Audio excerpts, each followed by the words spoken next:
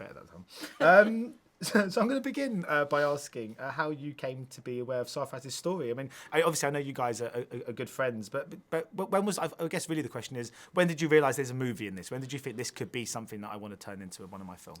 So Sarfraz wrote his memoir and he gave me The Galleys before it was published.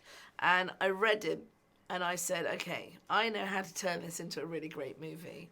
However, we've got to move away from you a little bit, create a new person, some new drama, and we need Bruce Springsteen's support. Without Bruce Springsteen, we don't have anything.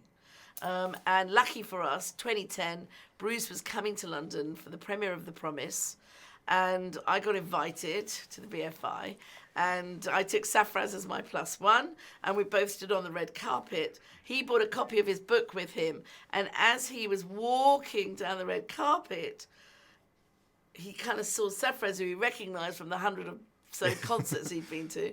He walked over and he said, "Hey man, I read your book, it's really beautiful." And Sarfraz had a meltdown. Yeah.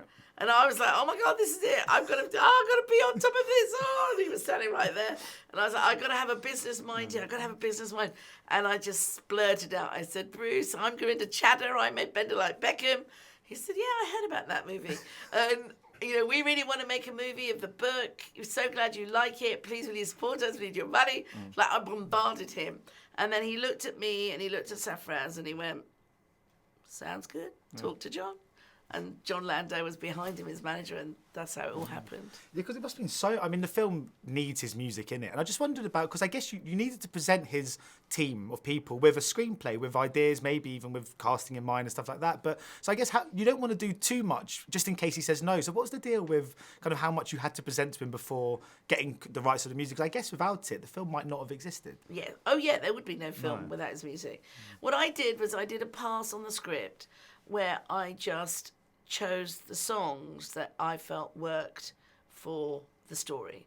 I had to believe that everything Bruce had written up to 1987, whatever I wanted to use, those were songs he wrote for me. Born to Run, he wrote for me for a song and dance sequence in Luton. That didn't exist before. Like so many songs, Thunder Road, you know, I had to make it feel like they were all songs that I could use in my film and help push my script and my narrative further. I didn't want to make a jukebox musical. I didn't want to just have songs playing in the background. For me, they had to be an integral part of the fibre of the film. And in doing that, I was able to then just select the songs that worked for my narrative. Although there are 19 Bruce songs in the film, but there's lots of other 80 songs as well, and there's even some Indian songs in the film too.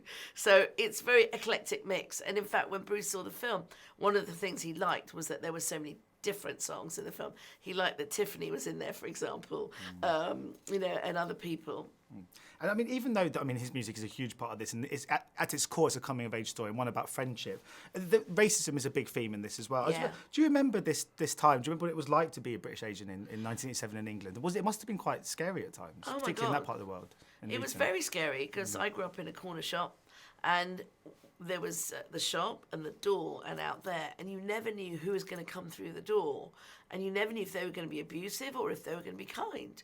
You never knew if someone was going to try and attack you or not. I mean, it was very scary. At the same time, though, I was very much part of the whole Rock Against Racism Red Wedge movement. So that's where I got a lot of my confidence from to sort of stand up to this. And at the time, we used to go on marches saying, you know, smash the National Front.